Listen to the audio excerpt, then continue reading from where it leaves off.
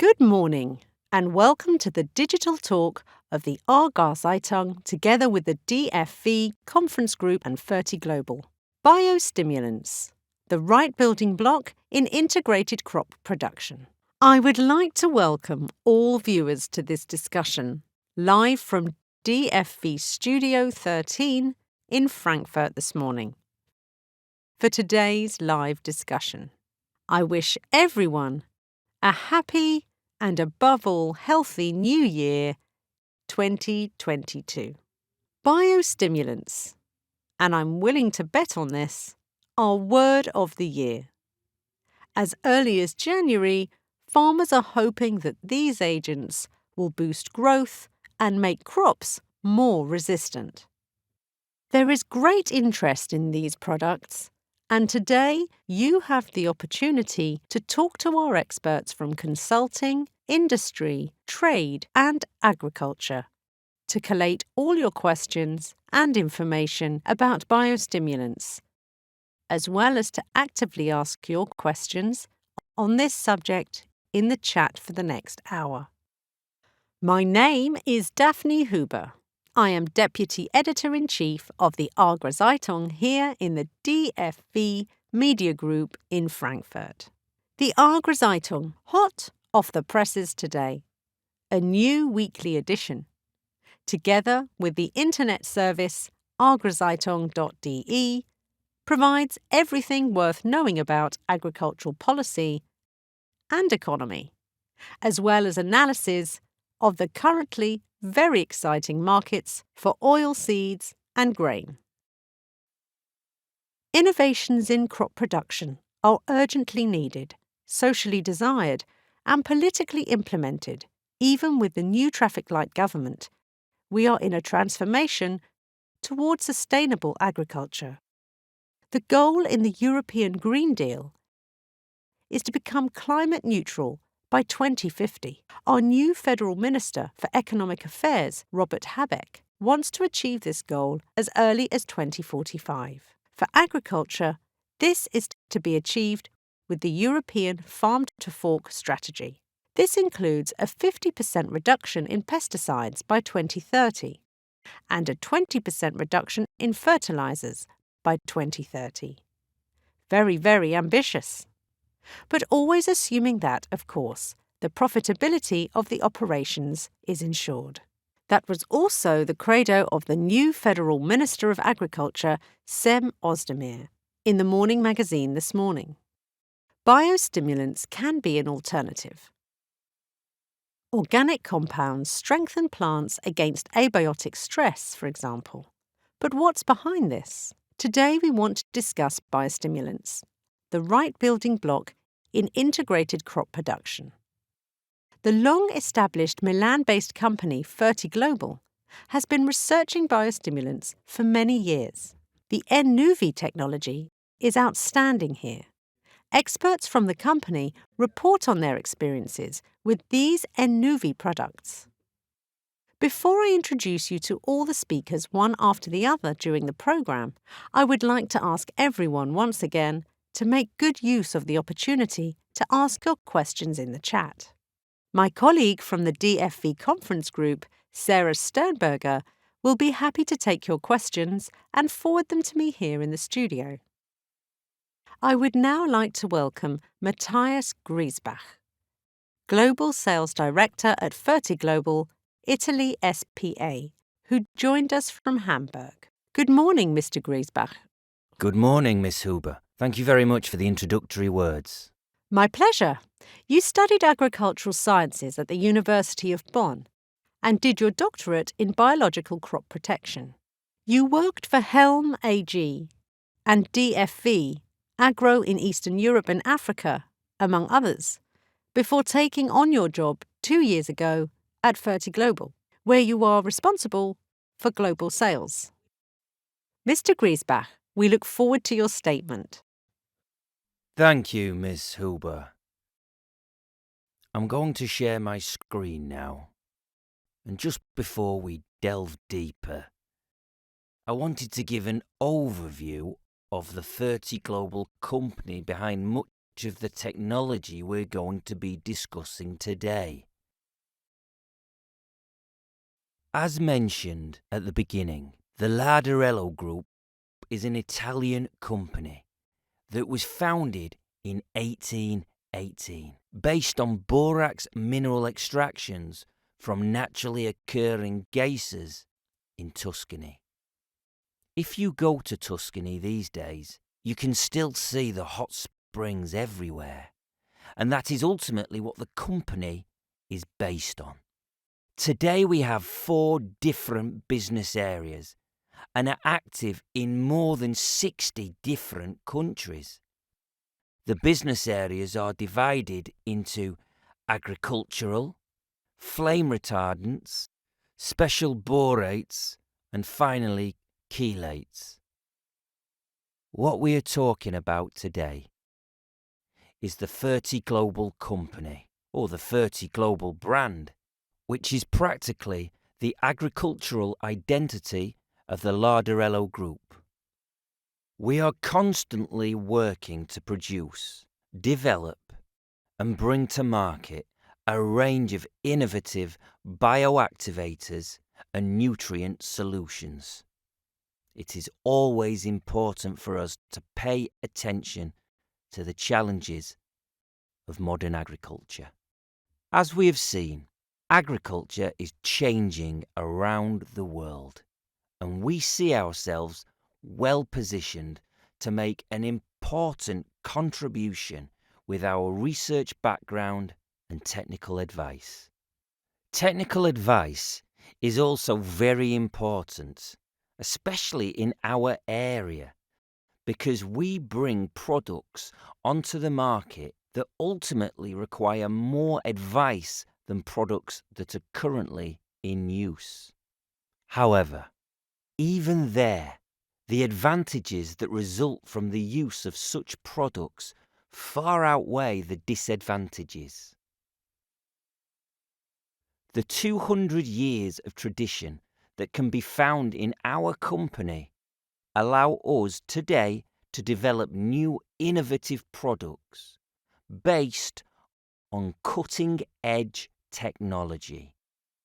We use the knowledge and experience that we have been able to gather over the last 200 years. Now, if we look at Fertiglobe, our company has been very focused on R&D from the very beginning. We are constantly striving to find new solutions for farmers. The environment for farmers and for agriculture as a whole has certainly changed and will continue to worsen because of the issue of climate change. And for us, it's about bringing innovative and environmentally friendly technologies onto the market that can continue to support farmers in their sustainable production. This is a development that is also seen and desired by the consumer side, and we realise that we are now at an important moment in this development. We therefore set up an R&D centre at the Larderello site in Italy in 2019 and have a wide range of state-of-the-art laboratory equipment available there. We have growth chambers and greenhouses there in which we can develop our products and then carry out the first tests. In Larderello, a young, dynamic team is working continuously on new technologies.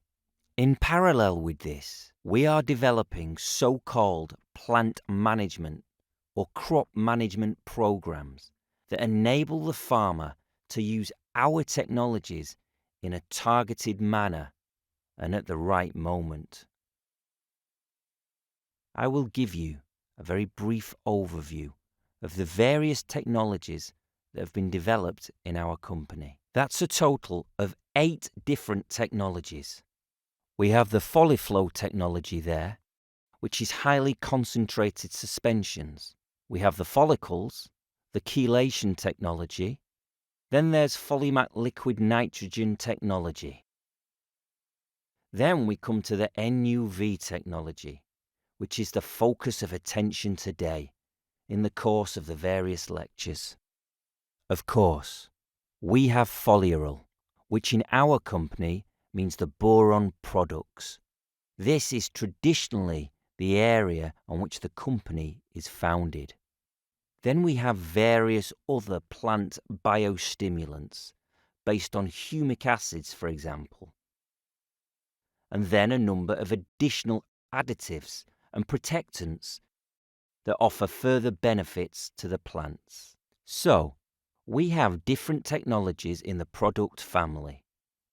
Finally, I would like to briefly show you how we are positioned globally. The company headquarters, as I said, and the production is in Italy. We also have other production sites in Brazil and Argentina, and our own sales structure in various regions of the world. We have a large team in China. We are currently expanding our sales structure in India and the Philippines. We work with different distributors in many different countries. And we are seeing a really great interest in our products and our technologies.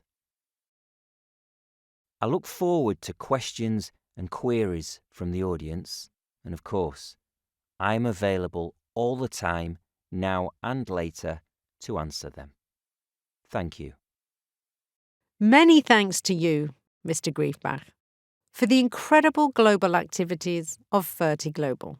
I myself have been responsible for fertilisers at the Agrozeitung for 30 years and had to realise that Fertiglobal should move more to the fore again. It's really part of it. Where do you focus your products? In Germany. In Germany, we are doing very well with our NUV technology. So this is going to become more and more important now in the future. Within the NUV family, we have products with the names Mantis, for example, Tazen or Semia. These are products that are used very successfully in potato and sugar beet cultivation, and we will and are in the process of carrying out further tests in many different crops over the last 2 to 3 years. OK, and you really addressed this with the key word, NUV technology. And with that, I'll pass on to your colleague. The background image stays, that's Tuscany, but we switch to Brazil. Good morning, the early bird, Mr. Klaus Ulrich Bruckmeiser. Good morning, Miss Huber. Yes, you had to get up very early this morning at 5. What time is it now in Brazil? 7:15 in the morning. OK, well, we all got up just now this morning. You were born in Brazil and studied agricultural sciences and were among other things in training at the LTZ Augustenberg in Karlsruhe. And as you can easily tell, you can hear from my Baden dialect that I also come from Karlsruhe. After studying agricultural sciences, which you also completed in Göttingen, you ended up back in Brazil, so to speak, as product manager for BASF and Compo. You stayed there and have been working for Fertiglobal as a product developer for 4 years. You have brought us a small spot and trailer, also for the introduction of the NUV technology. May I say that the technology is spot on.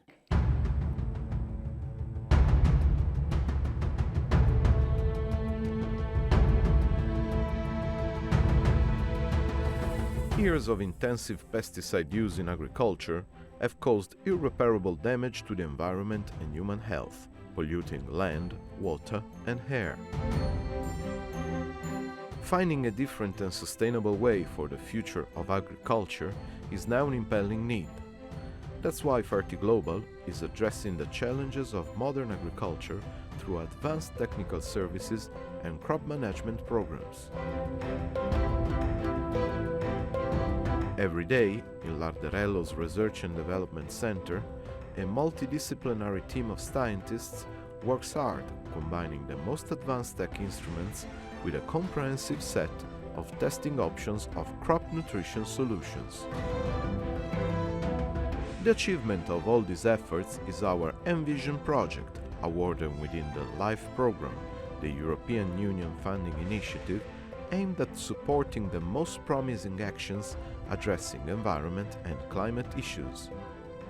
ENVision is based on Fertiglobal's breakthrough biostimulant technology ENV and aims to demonstrate how the use of crop management best practices can dramatically reduce pesticide use, decrease water consumption, and improve soil fertility. An innovation that can radically change the impact of agriculture on the environment.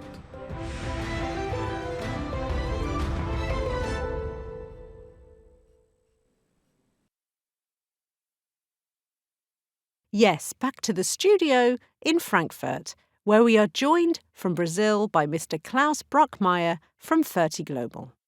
Mr. Bruckmeier, in the morning markets of the Agrozeitung, we received reports of a catastrophic drought in southern Brazil and Argentina. How do things actually look where you are right now? Yeah, the information is correct. So there is a drought in southern Brazil. They affect not only southern Brazil, but also countries like Paraguay and Argentina.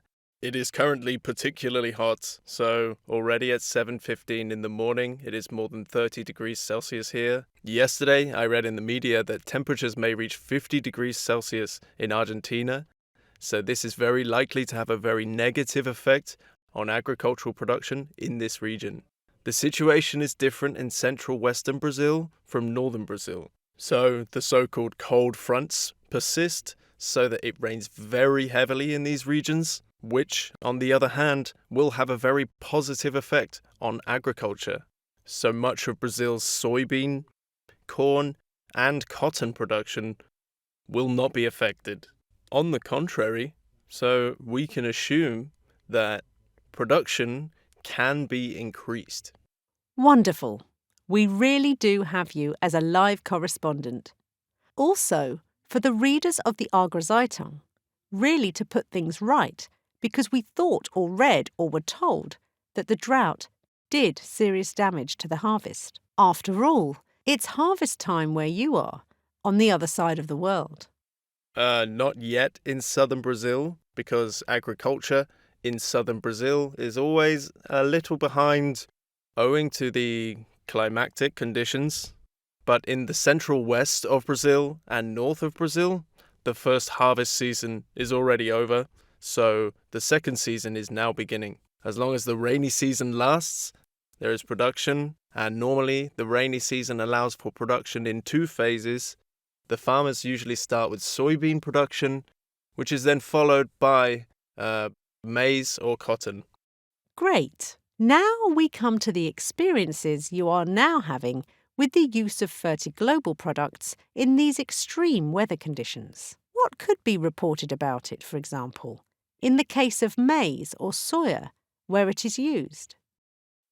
Yes, these extreme weather conditions naturally lead to a great deal of plant stress, and plant stress is a situation in which the plant has to expend a great deal of energy in order to alleviate this stress. And of course, that quickly leads to yield losses or reduced yields, and possibly also has a negative effect on the quality. Good, but as I said, that is the challenge for the farmers here too. In East Germany, we have the spring drought. We have 3 years of drought behind us. Now, of course, it is raining continuously.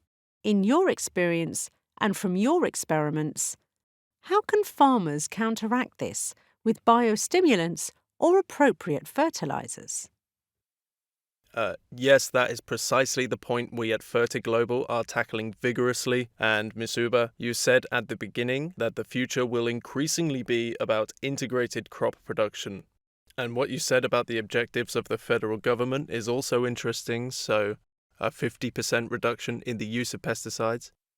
And that's why we at Fertiglobal are very honoured to have been recognised by the Life Commission of the EU for the development of technology, the ENVision technology, which naturally strengthens the defences of plants, which we address to alleviate plant stress. And what is the aim of this European project? A reduction in the use of pesticides and also water through a balanced plant nutrition plan. And here we are again in the topic of integrated crop production. This EU project is supported with funds from the LIFE program. We have joined this program with the ENVision technology, which I would like to briefly discuss in a moment.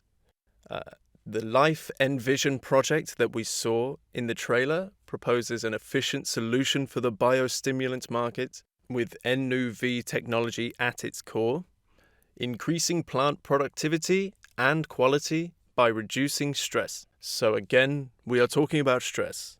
Strengthening the defense mechanisms of plants ensures healthier growth and better yields. The question that arises is, why? Because stress is relieved. In all of the training courses I conduct, I always dare to say that every plant is exposed to a stressful situation at any given time. Be it this stressful situation, soil compaction, lack of nutrients, lack of water, excessive salinity, temperatures that are too high or too low, UV radiation, weeds, insects, pathogens, etc. So there are a large number of so-called abiotic as well as biotic stress factors which every plant is basically exposed to at all times. And so we at Fertiglobal asked ourselves, how do plants deal with this?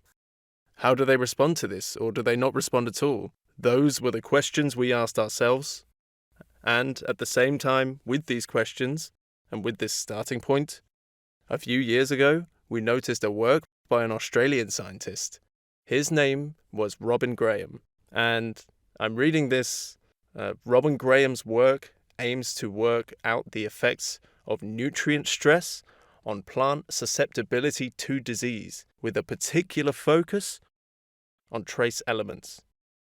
In other words, what is the role of plant nutrients, especially trace elements, in the plant's defense mechanisms to mitigate stress? In this scientific paper, Mr. Graham elaborates on the role of micronutrients. And he has found that each of the micronutrients can be identified with specific biochemical pathways, so their effects on disease offer a way to elucidate resistance mechanisms in higher plants. Graham goes as far to say that using your own micronutrients can be viewed as a form of biological control. Well, plants react to stressful situations, and trace nutrients play an important role in this. And then we ask the question, what does this reaction look like? How does the plant react to a stressful situation? Through work that we initially did in collaboration with Professor Dr. Goldbach at the University of Bonn, we learned a great deal, especially about the fact that as soon as stress sets in, plants switch to the so-called secondary metabolism, in which metabolic products are produced with three main goals: health, defense, and protection.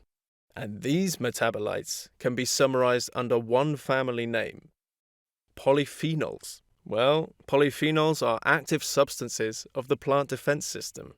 Here I can name flavonoids, tannins, coumarins, lignins. There are many other polyphenols, but lignins, for example, and tannins are well known in general. And in this respect, they play an extremely important role, for example, by activating the systemically acquired resistance, protect plants from UV radiation, ensure plant coloring, deter herbivores, and act as a repellent. That is, polyphenols also have a fungicidal effect. May we chime in at this point? We still have a whole range of experts and consultants, and we each want to try to exchange one or two things with each other. Because your well-founded knowledge of the metabolism, the abiotic stress, the trace elements, the metabolism is unbelievable. It really sounds like a crop production lecture at the university. But I wanted to introduce our viewers to our next guest, Dr. Helmut Junger, who will explain the terminology from the consultancy point of view. Because I think that with biostimulants, the devil is in the detail when it comes to explanation and terminology. And now we're going from Copacabana Beach back to Berlin to Hoppegarten to the racecourse. Good morning, Dr. Junger. After training as a gardener at the Humboldt University in Berlin, you worked in various companies. You were also responsible for microorganisms at FZB as a production and operations manager. With the microorganisms and their other new strains, you founded your own company with partners Abitep.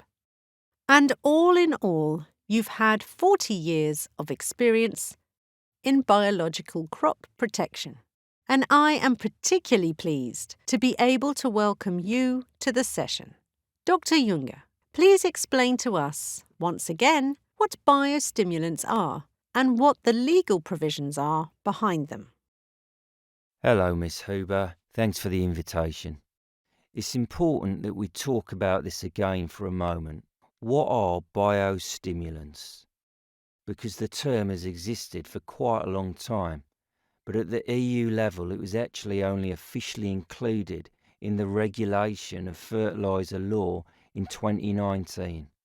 That's when the EU Fertiliser Product Regulation 1009 was redrafted. Here, for the first time, biostimulants have been defined and determined as a separate product group, and they differ from an authorisation by a special act, so to speak, namely the confirmation of conformity. This means that these products should then receive a CE mark to differentiate these products on the market. Of course, this requires extensive testing to determine whether these products meet the relevant regulations. These extensive labelling and testing criteria have yet to be decided. A transitional period of 3 years was therefore agreed. This means that the first registration of biostimulants, according to the new EU Fertiliser Product Regulation, can take place in the middle of this year. So here we have a whole new group of products for agriculture, which will then be CE marked and will be environmentally friendly. But what is very important, this is a group of agents that may neither be fertilisers nor pesticides, and whose effect is limited to very specific, unfortunately few, characteristics. These are, on the one hand, the efficiency of nutrient utilisation, the improvement of tolerance to abiotic stress, and only abiotic stress, the improvement of quality characteristics, and, above all, the availability of nutrients contained in the soil or rhizosphere. And these are the functions that these products can and should fulfill. Only these functions can really be found within the group of biostimulants. So far, we find many of these products in the fertilisers, plant fortifiers, soil additives, and plant auxiliary groups. These product groups will continue to exist in national law, at least in Germany. From the middle of this year, the first products can be registered as biostimulants if the prerequisites have already been met, because in Germany, for example, we have not yet named a body that is responsible for determining conformity. The Biostimulants Group is very inhomogeneous and very diverse and extensive. And this includes a great many different products that belong to the algae preparations. These include a broad group of microorganisms. There are the bioidentical or inorganic substances. There are amino acids, and there are humic and fulvic acids, and certainly also lignic acid and the like, which perform the functions required for biostimulants.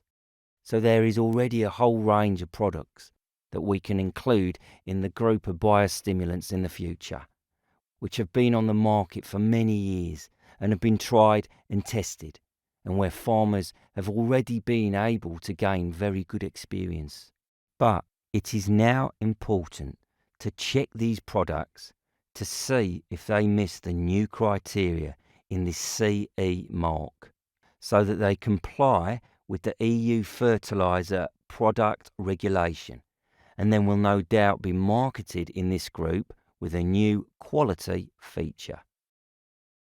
In this respect, one can say that we have to be very careful with the definition here, where we differentiate between the group of biostimulants and fertilisers that contain nutrients and plant protection products that have an effect against diseases. Yes, I think it is also very important to us that Agro-Zeitung respect the journalistic principles of the publishing house, that we really follow up and really carry out work and research based on scientific facts. And that is why it is all the more important that you have once again given this classification of what is hidden under the group of still very new biostimulants. You also mentioned that you believe that the first biostimulant products will be coming to market. When do you think that can be expected? That's like looking into the gas ball. The way I see the process at the moment, it will no doubt take a little longer, but the first products might actually be registered in the middle of this year. Since this is an EU regulation, the conformity does not have to be submitted in Germany for German products, but the conformity can also be confirmed in any country throughout the EU. And I think other countries are a bit further ahead than Germany in terms of naming the relevant organisations and then defining the regulations for this conformity assessment accordingly, etc. May I go back to Mr. Brockmeyer for a moment? Mr. Brockmeyer, what about Fertiglobal? What is in the pipeline, and when can we expect the first product registrations? Yes, what I wanted to say briefly, Miss Huber. I said in the introduction, I spoke about the trace nutrients and I spoke about polyphenols because understanding both is important for understanding the ENVision technology. With ENVision, we combine both. We combine trace nutrients with polyphenolic compounds, which plants produce in secondary metabolism. And that's how it is in the production processes in Larderello in Italy. We use the polyphenols for complexing trace nutrients, and a nutrient polyphenol compound is then created from this, so that we have a copper polyphenol compound in the ENVision products, such as Mantis. Tesan has a manganese polyphenol compound. So that means what the plant needs from both sides. On the one hand, the nutrients, which are very important in the defense mechanisms, as well as the polyphenols that the plants produce for their own defense mechanism. We want to bioactivate the plant to improve its protection against stress situations and to alleviate stress situations with the aim of increasing yields and quality. We also have a question from a viewer on this subject, which I would like to include. Dr. Junger, in the future, do you see the use of biostimulants being used more in the area of dicotyledon cultures or also in monocotyledonous fruits, such as cereals? We are really getting very scientific here. I don't think there are any differences. This is certainly possible in both groups, in both dicots and monocots. I think I have to agree with Mr. Griesbach. These products are certainly more consultation intensive than simple fertiliser products. I see the interplay, as Mr. Breakmeyer said, between fertiliser effects, between plant protection effects and biostimulation is very important. You can't separate them. You have to see them as a whole. Above all, biostimulants must certainly be used preventively.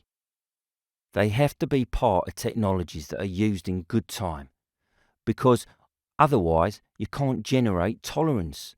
You always have to see this interaction with other products. We have many examples that microorganism products, together with humic substances, have positive interactions, just as it will be with micronutrients. We can save on fertiliser. We can certainly also influence the effectiveness of pesticides if the plant is inherently more resilient. It is very complex, requires a lot of consultation, and requires a lot of experience, which has to be acquired in practice. This certainly has many regional influences, so that the effect in subtropical countries is different from that in the very intensive European cultivation. That is then very much in the hands of the consultants, who then collect experience and pass it on to the customers, farmers and agriculturists. That is the cue for a good transition. I see there are some questions in the chat, and I believe that Mr. Brockmeyer and Dr. Junger are very much in demand, and that you can answer them. And we will also save them and deliver them to you again. Also, the slides that Mr. Griesbach, Mr. Brockmeyer and Mr. Junger have shown, or we will, of course, make films available to you, dear viewers. But now, it's really about this consulting intensity with biostimulants that has been mentioned. And from Berlin Hopgarten, we are now switching everything possible virtually to Munich, to Mr. Bauer from BayWa AG. Good morning, Mr. Bauer. You can still say that, but as from 11 a.m. with the vice versa breakfast, the afternoon has already started. Mr. Bauer, you are the production manager at BayWa AG, and you also provide consultancy there. How do things look for you? You have also been dealing with biostimulants for many years. What sorts of feedback do you get from your customers and from your farms about these products?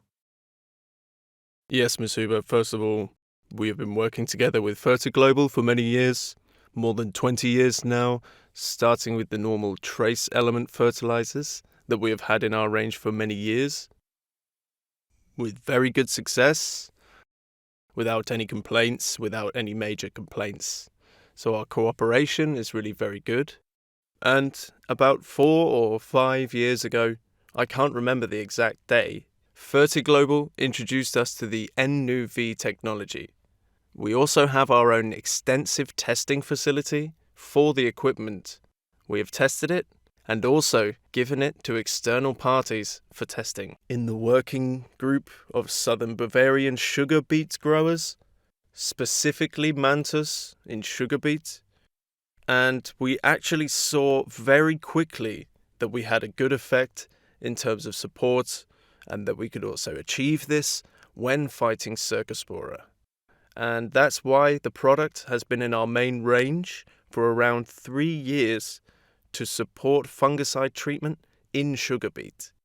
And we have had very positive feedback on this from the field. At this point, I don't want to hide the fact that we have also performed experiments with other crops, the results of which turned out to be a bit mixed. I don't think that's a negative thing either, because it simply shows that in contrast to chemical crop protection, we're at the very beginning here and have to gain a lot of experience, and knowledge is increasing year from year. With each new attempt, you get new insights, but at the same time, you get at least 1 or 2 more new experimental questions. So this is a theme that will develop in the near future. and we will need this product group.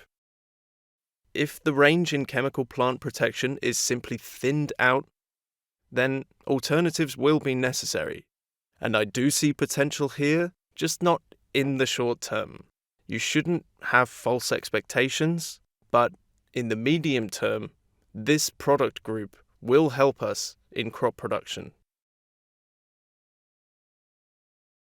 Arge Süddeutschland in sugar beet cultivation, together with consultation.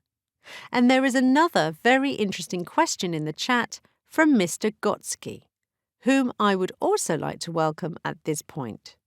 What are the approaches to testing the performance of biostimulants? Do you already have any information from your experiences with your cooperation with the Arge, for example? Yes, it is indeed not that simple. If you test a chemical pesticide, you may or may not have effects that can be calculated exactly. We know this from the foliar fertilizer test. Not every foliar fertilizer experiment is automatically successful because it always depends on the year and location. This is much more heterogeneous and variable, and it's the same with biostimulants. It's not always guaranteed that if you use the product, you will have exactly this same one-to-one effect. But there will always be years when the effect is greater. There will be years when the effect is lower.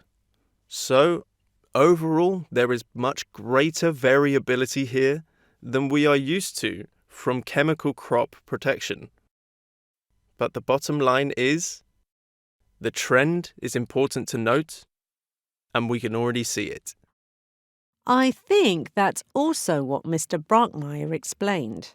In which areas, in which stressful situations and weather conditions play together here. And then again, and these are natural substances. Trace elements were addressed, microorganisms. But what will happen to the plant fortifiers list in Germany from the middle of the year? Will the listings remain in place for the time being? Asks a reader in the chat. According to current national law, the previous groups will remain in place. So, we continue to have plant fortifiers and soil additives under national law as before.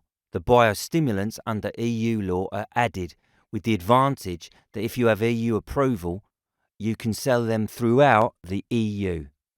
While, according to national law, the products may first of all be newly approved or sold in each country under the given law. That is the difference and the great advantage of EU regulation. Exactly. And finally, Mr. Bauer, the question to you. Are plant analyses and soil tests, as prescribed by the Fertilizer Ordinance, carried out before the application of the products you describe to explain the deficiency, or which plant is responsible? Is it also important for soil samples to be taken? I think that is important overall, not just related to the question of biostimulants.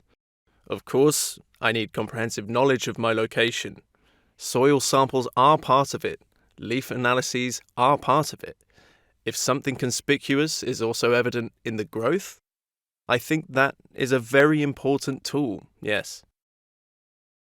Good. And as I said, more questions are welcome in the chat. And welcome. Let's go now. We're really on a little trip around the world.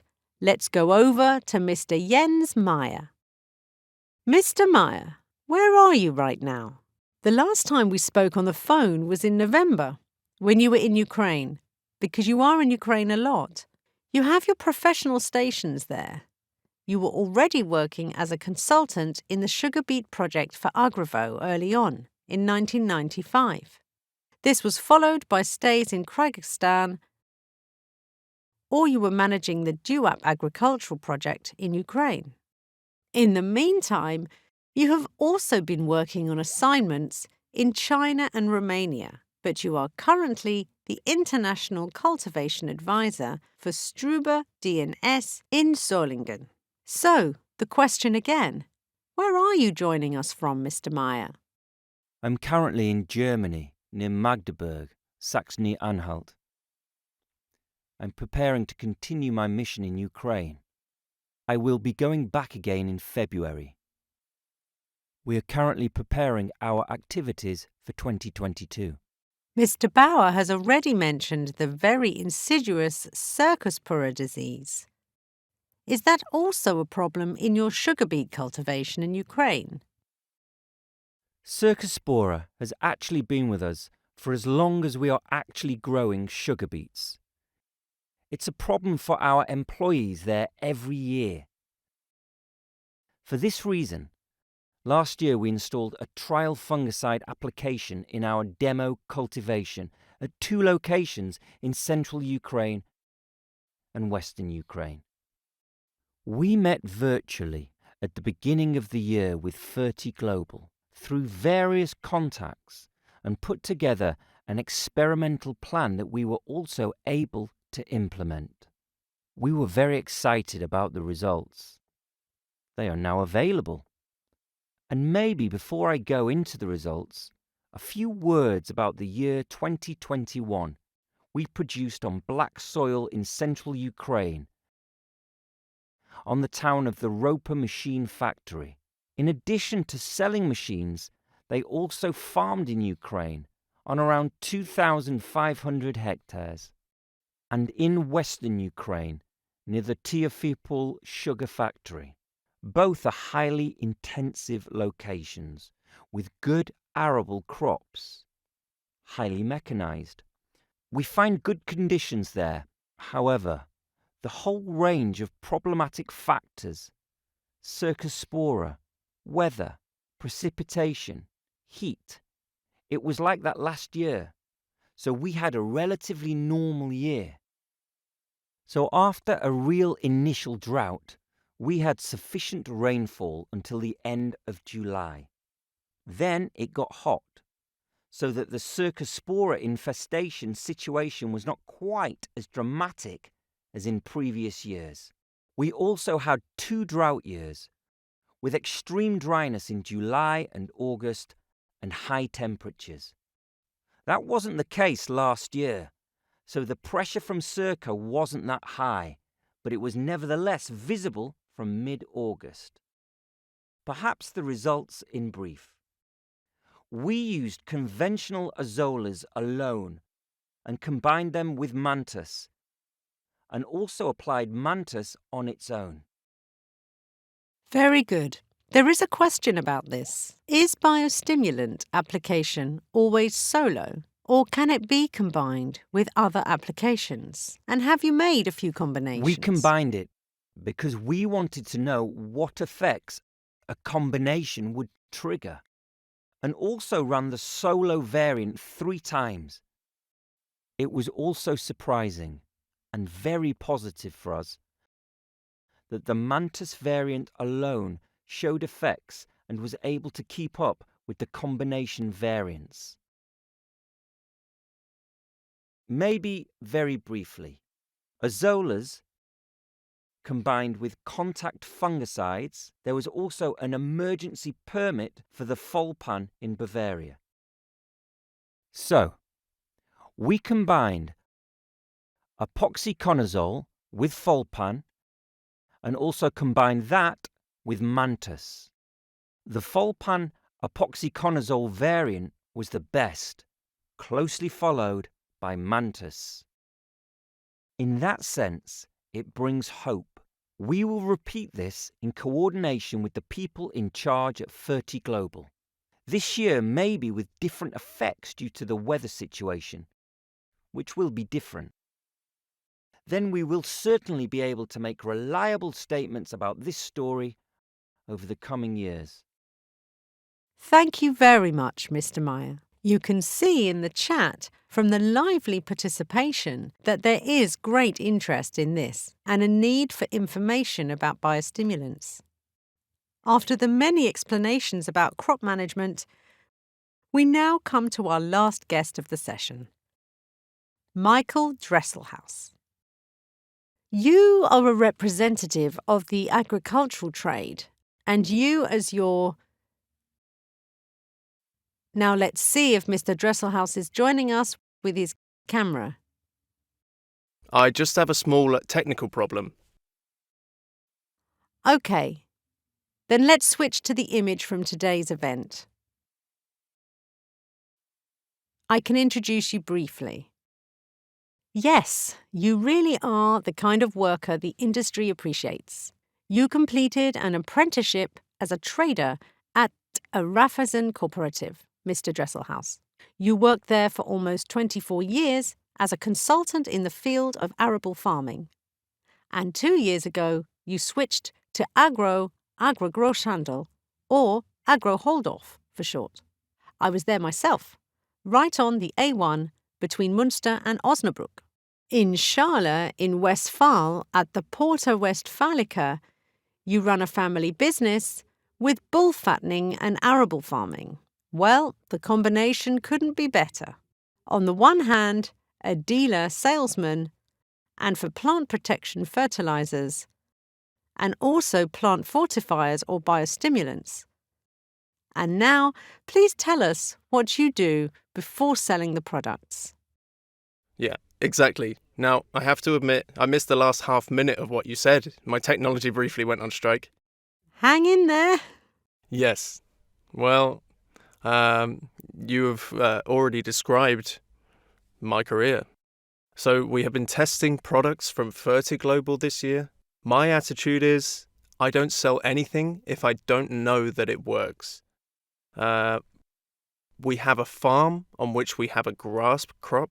We do grass propagation, potato cultivation, and maize cultivation. We tried potatoes once to see if we could save on fungicides, and it worked very well. We carried out the first spraying with the fungicide as normal, both in the control and in the other variants. Afterwards, in the second and third fungicide spraying operations, we can run 2 different variants. Once with our standard variant with fungicides, then with the second and third variants, we left out the fungicide and used products from Fertiglobal. Mantis and Taysen, if I remember correctly. I have to say, there were no signs whatsoever that any diseases were being passed through, or that the stocks looked any different. We kept an eye on the stock until the autumn, and I would say that if you had seen it as a layman, you would not have seen any differences in the different variants. For me, this actually means, with these products, we can partially replace fungicides. Mr. Dresselhouse, Mr. Schleierbach asks in the chat, what would be a reason to use biostimulants? Can you see it from the plant? Or is it used more preventatively, i.e. at a certain stage of growth? Or when did you say, now let's give this a try? Well, we didn't want to risk everything at the beginning. We said we would run the first fungicide variant, quite normally. We used Ridamil MZ Gold first, as usual, simply to keep the potato crop clean. And then we said, at the second and third variant, shall we use fungicides, or can we replace them with Fertiglobal products, for example? And that's when we said, yes, that will work. We then simply, once about the... You can see it, we have the controls. No blight or anything got through. The variants really have... If a stranger had come, he would not have been able to find the plots. You couldn't see any difference in the plots, whether I sprayed them with fungicide or these variants. And this year, we had humidity, heat, disease pressure. Definitely. You will still remember that it was very humid, but warm in between. Mr. Dresselhouse, you can't leave the session just yet. The Agrozeitung is known for asking how much everything costs, especially in view of the fertilizer prices for calcium ammonium nitrate at €660 per tonne and urea at over €800 per tonne. Of course, there is now a great need in the companies with such horrendous operating material prices, and then also to use additional funds. How expensive are the products? And where do you say again? Really only for infested use or preventatively? But what does a company have to factor in? Yes, well, my approach was not to have any additional costs for the products. My approach was to save fungicides with these products, or maybe even save additional costs in general, because I also count this product as a trace nutrient fertilizer now. Exactly. So there's already compensation. Less for one, more for the other. And then there is another question from Mr. Frank Liebem. Have you also tried copper hydroxide? Is the question for you, Mr. Dresselhouse, or do you want to pass it on to Mr. Meyer or Mr. Bauer?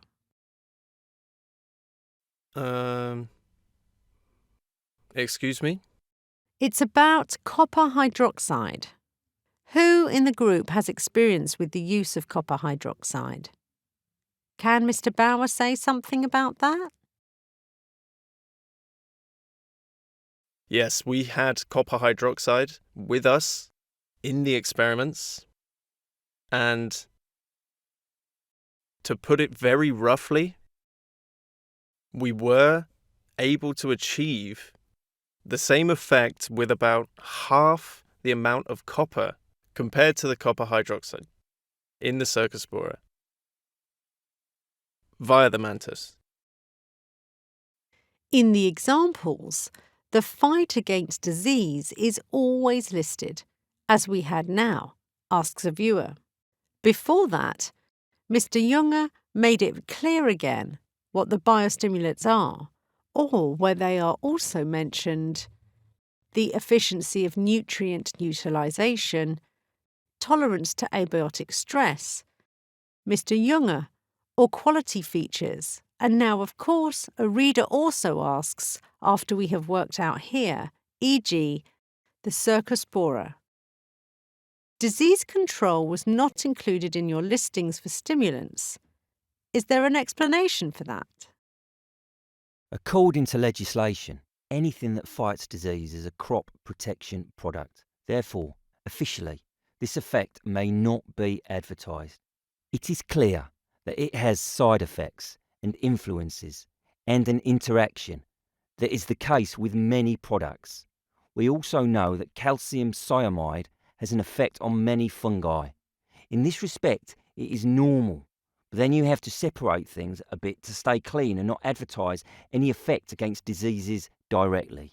But it is certainly beneficial for the overall development of the plant. It strengthens the plant and its immune system. These things also certainly have side effects with many products, with microorganisms or other things. Also, this question about the application period. It is a consulting intensive field. The question cannot be answered generally, but must be answered specifically for each product. This is because the products have to be used at the beginning of the culture, like an inoculation with microorganisms, for example, or also the humic substances. Other products are used at specific phases throughout the culture cycle.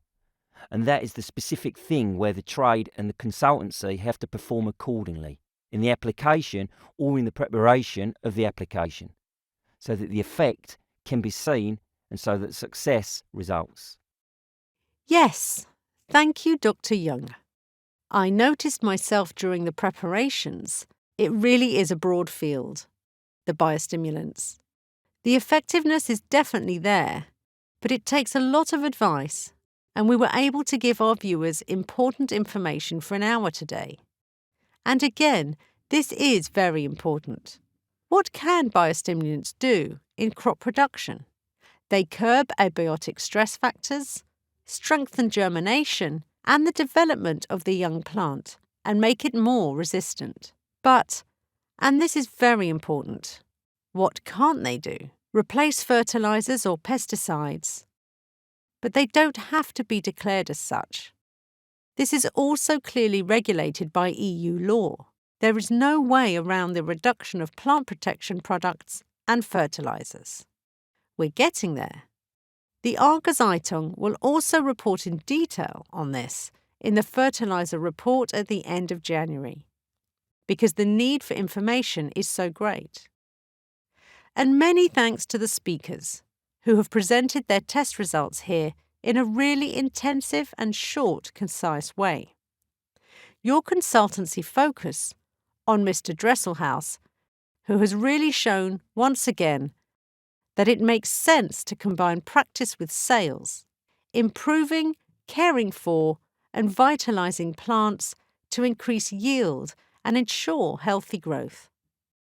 This is the ENV technology from Fertiglobal.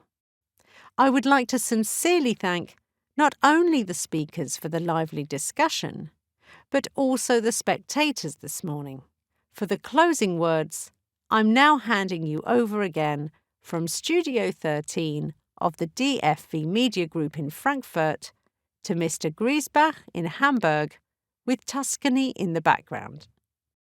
My sincere thanks to all the speakers. That was really a very interesting discussion that we had there. I think, to emphasise this again, we are at the right time and the right place here. As Miss Huber said at the beginning, the developments are wanted by society and are being implemented politically. Here, we are in the middle of the development of sustainable agricultural production. I'm really happy about the lively interest. This shows that we are in a good position, and as Fertiglobal, we strive to continue to develop and bring new technologies to the market. Thank you very much. Yes, also from our side. And with that, all the best, stay healthy and confident. Goodbye. Bye. Bye. Bye.